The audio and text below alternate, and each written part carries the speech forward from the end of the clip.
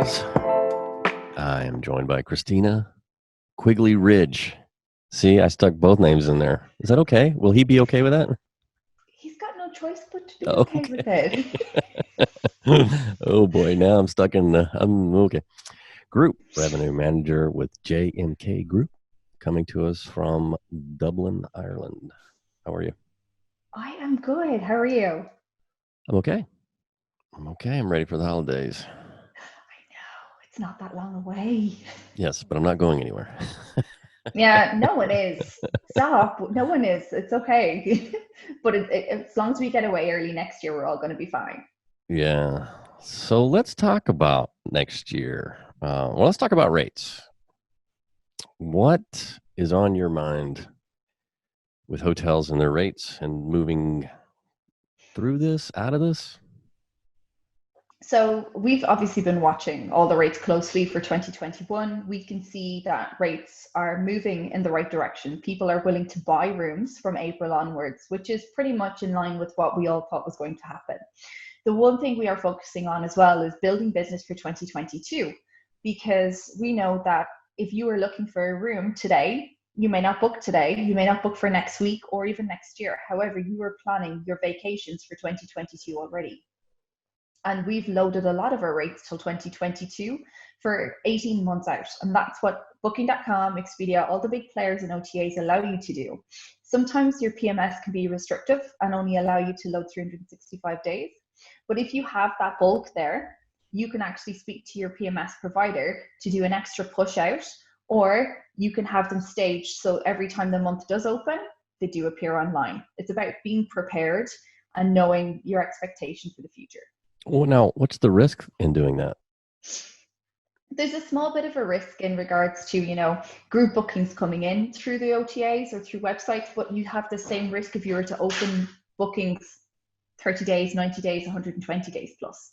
So, it's the same risk factor. The only problem as well is you need to benchmark your rates correctly and know where you want to be at the end of the month and achieve what you know you're going to achieve. Because there's no point opening up a whole year at $299 or £299 or euro, because no one's going to book that.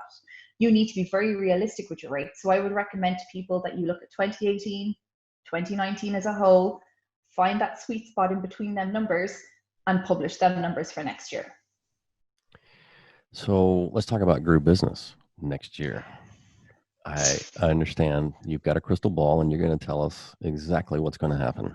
And we're very My crystal thankful. ball has been working. Yeah. So I think the one thing people need to realize is that tourism next year will return. However, the group business will not return as strong as what people are actually expecting it to happen. We've seen washback for 2021 across the UK, Ireland, and Europe because people just don't feel safe traveling right now. Not until they're completely inoculated, then the travel will return. Therefore, I recommend to anyone who's getting quotes for 2022 to jump on them right now, because it's a great way of starting base. You're able to have that piece of business that you're able to know will happen or predict, 60% will happen, and at least you're able to build from there. I've been quoting for 2022 for quite some time. I'm very lucky to say that, we're opening a lot of properties in Ireland in the next few weeks. We've actually secured some business there for 2022. And I've got no problem doing it because you are creating that relationship with someone so that if something ad hoc does come up for next year, for 2021, you'll have that business. And I think the way to look at that as well, again, is looking back on your metrics, looking back on your group rate, what you were giving before.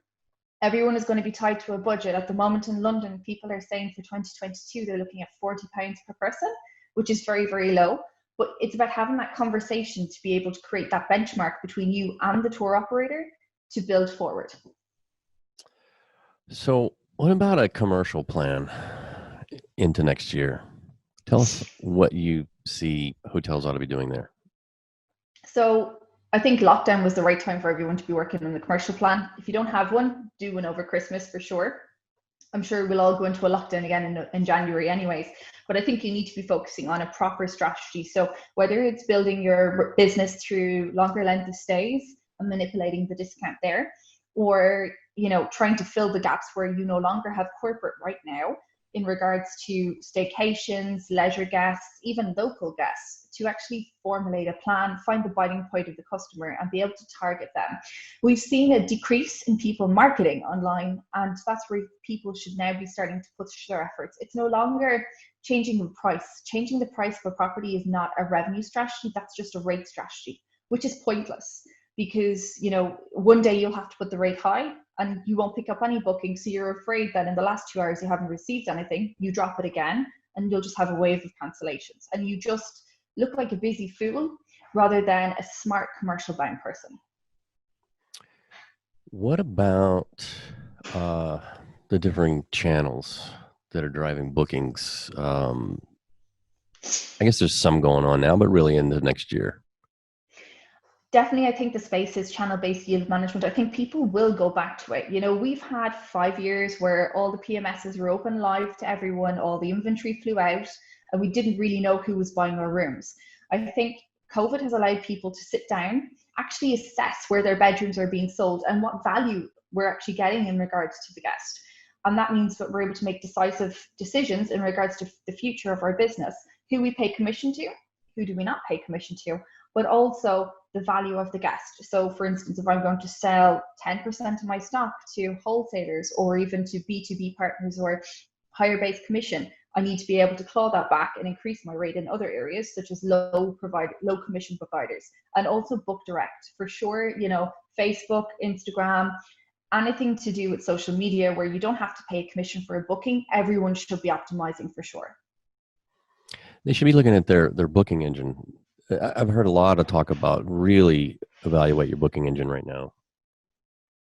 I have to say, I agree. Customer journey is so important. And I think people need to start working a lot more on their brand.com sites, because we've seen over the last 9 months, there's been a huge focus on people wanting to book direct, not only because they get the best value, but also the most information is there. They're able to get, a walkthrough video of the cleanliness of the hotel, or see what's going on in the bar or the restaurant, stuff that the OTAs can't actually showcase. It's a great way as well of you creating that connection with the customer. So you can always sign them up to do your own type of, program, frequent flyer program, travel program for the future. It's not just a marketing tool. Yep. All right, Khristina. I appreciate your time. I know you're busy, but I think you're about to take a bunch of time off. I am. I'm so excited. I'm not going to say how many days are left, because I think everyone will just not like me anymore. Nah. Well, again, thank you so much, and we wish the best for you this holiday and the rest of Dublin. I know you guys are locked down, but there's a light at the end of the tunnel. We'll get through this. Absolutely. Thank you, and happy holidays to everyone. All right. Bye-bye.